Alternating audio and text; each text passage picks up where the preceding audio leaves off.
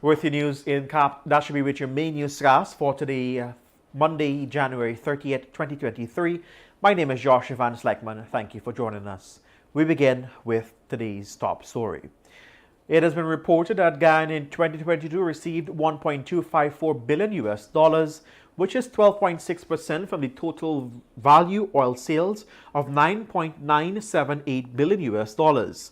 While Exxon's subsidiary Esso Exploration and Production Ghana Limited received 8.724 billion US dollars, equivalent to 87.4%. Professor of Economics at US-based Harvard University, Cyril Kenrick Hunt, is questioning the correct sum of money allocated to the country. The former High Commissioner to South Africa told this newscast that Guyana's share of oil revenue is short by some 92 million US dollars. Since the manner in which the money was distributed does not meet the conditions of the 2016 production sharing agreement. Professor Hunt noted that the distribution of the oil revenues between Guyana and EEPGL does not satisfy the conditions in the PSA, in which it stated that Guyana receives 2% as royalty, and after subtracting a cost recovery of 75% of total revenues for the EEPGL, the remaining amount that is defined as profit is shared equally. He told Kaieteur Radio that based on reports in the media, EEPGL received 87.4% of total revenues, with the remainder of 12.6% being Guyana's share. The professor believes that Guyana should have received 13.5% of the total shares. Professor Hunt further stated that because Guyana should receive 30.5% of total sales and not 12.6% as reported in the article, this implies that Guyana would be shortchanged by 0.9% of total shares, as this shares is captured by EEPGL. He opined that while some people might want to imply that 0.9% is insignificant, small percentage make huge differences when working with large sums of money. He said when you are working with billions, this amount could be costly. The full details can be read in today's Kaieteur News.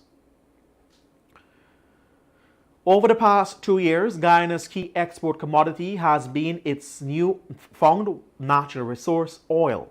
Oil exports accounted for 41.1% of the exportation in 2020 and jumped to as much as 87.5% in 2022, thereby drowning out export earnings in the other commercial sectors. It is instructive to note that exports for 2019 was 1.587 billion US dollars. Flagging this issue was Opposition Member of Parliament Valda Lawrence during her contributions to budget debates on Friday. She told the House that developments in the balance of payments mirror the performance in the rest of the economy. It is here that Lawrence made this point that oil dominates the export receipts of the country in a decent manner. The former public health minister reasoned that when merchandise exports are compared to 2019, when non-oil exports contributed to all the merchandise export receipts of the country, oil exports have crowded out the non-oil exports in a very dramatic way. To this end, Lawrence noted that for all the talk of spending to avoid the Dutch disease, all talks of focusing on agriculture and achieving 25% reduction in food importing bill by 2025, the evidence indicates that the government's policies are having little to no effect on diversifying the economy. A businessman from East Bank Berbice is currently in custody following an accident that saw him driving into several persons that were on a street in East Kanji Berbice. That accident resulted in the death of a man and injuries to 3 others, including an 11-year-old. Dead is Somdat Indar called Fats of Canefield Settlement, East Kanji. The driver of the vehicle, a Toyota Tacoma, has been identified as Shazad Sator, a contractor and owner of NNS Engineering Services in East Kanji Berbice. Regional Commander Shiv Prasad Bakas confirmed that Satar, who initially drove off after the driver rammed his pickup through the residence, turned himself over to police yesterday. Police said Satar, who was speeding through the workshop street in East Kanji Berbice, was headed in the direction where several persons were gathered on the street. Satar allegedly drove into the gathering, hitting the persons, who were flung several feet in the air before falling on the road surface. They were all picked up and taken to the New Amsterdam Hospital, where Indal was pronounced dead on arrival, while the others were admitted in a stable condition. Meanwhile, Kaieteur understands that the cousin of Satar, the driver, was involved in an argument at the location of the accident. Investigations are continuing. And just before we head to a short break, an 8-year-old boy on Sunday died at a city hospital while receiving treatment for burns he received after the house he was in caught fire. The fire occurred on Friday last at Lot 873 South Cummins Lodge, East Coast, Demerara. His 75-year-old grandmother, Lynette Gray, is still in a critical condition, while the boy's 4-year-old brother is also recovering from minor injuries. The dead boy was identified as Jermaine Johnson.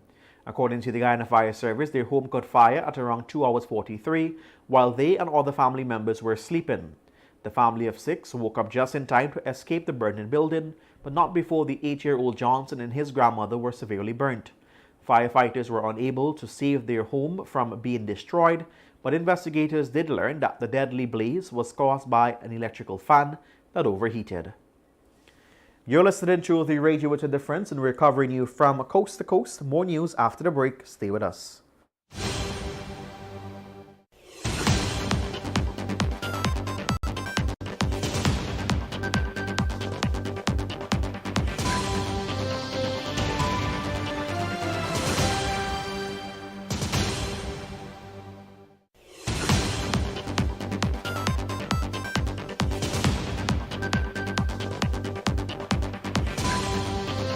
It seems like children have been home from school forever, and you've done baking, drawing, schoolwork, and played Ring of Roses about 100 times. We've all been under some strain lately, but let us embrace our children. They're under strain too. Let's show them more love, patience, and care. Let's help to build their resilience in these trying times. Not just today or tomorrow, but for the future. Their future. A message from the Child Care and Protection Agency, Ministry of Human Services and Social Security, and UNICEF. This is GHK Lal, inviting you to join me weekdays from Monday to Friday on the National Outlook for commentary on a range of issues, immediately after the 12 noon and 7 p.m. newscasts on Kaieteur Radio at 99.1 FM and 99.5 FM. Looking forward to you sharing in the conversation.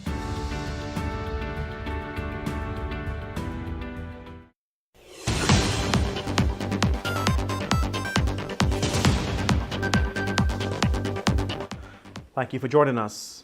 Speaking during the recently concluded budget debates, Opposition Member of Parliament Cathy Hughes asked how can the administration justify putting over $4 billion Ghana dollars into sports and little over $3 billion Ghana dollars to the University of Guyana, the premier institution that was expected to provide the quality professionals they desperately need to fill these skill gaps and local content requirements that currently exist.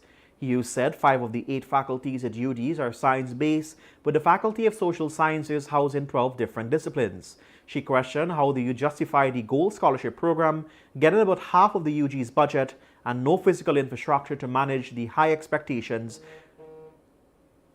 The private sector, that she also said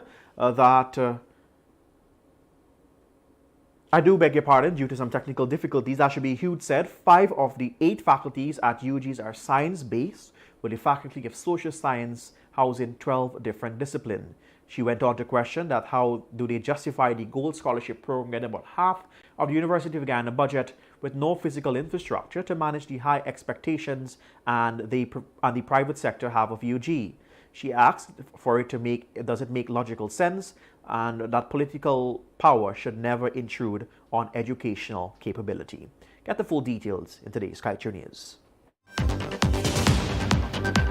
In other news, while conducting several site visits along the east coast of Demerara on Saturday, Housing and Water Minister Colin Crowe laid out the infrastructural framework that will see development in the LBI housing scheme. Some 450 persons were allocated residential house lot in the LBI housing scheme. The area is separated by a series of zones, beginning with the residential house lot.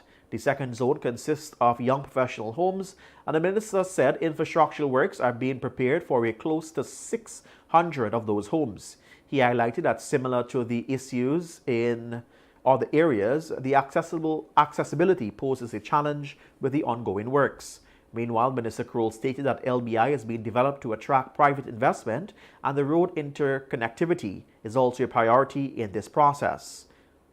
The allocation of house lots in Region 4 is based on availability, pointing out that there is a care of available plots for residential purposes on the east bank of Demerara.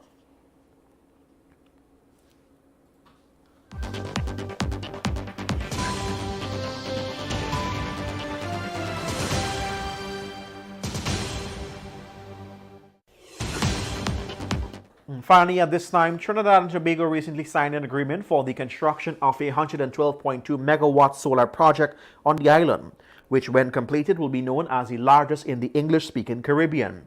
But the nation does not intend to end its progress on transitioning to renewable energy there. The solar project, which will commence construction soon, will power 8% of the Twin Islands' electricity demand, but to help meet the United Nations goal of accessible to affordable, reliable, modern, and sustainable energy, Trinidad and Tobago will be pushing for 30% of its electricity generation to be powered by renewables. This is according to Trinidad and Tobago Prime Minister Dr. Kaieteur Radio. Dr. Rowley said such during the opening of the Twin Islands 3-day energy conference last Monday. He told the conference delegate at the Hyatt Regency Port of Spain, Trinidad, that the solar project is scheduled to commence in the first quarter of this year, and it will be operationalized by the fourth quarter of 2024.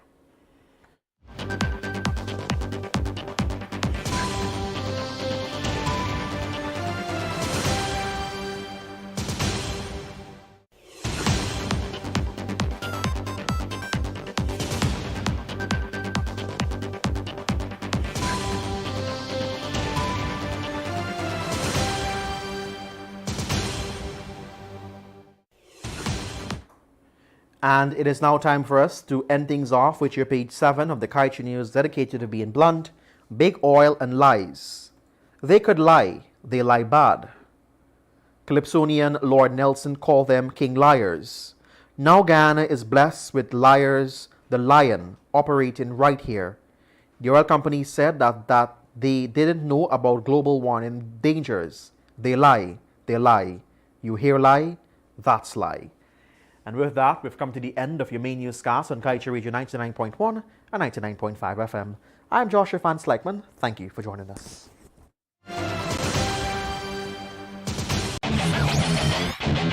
Want value for your advertising dollar? Then place your ads on Kaieteur Radio's newscasts. Streamed live on 6 different mediums, reaching hundreds of thousands. Advertise today and watch your dollar grow.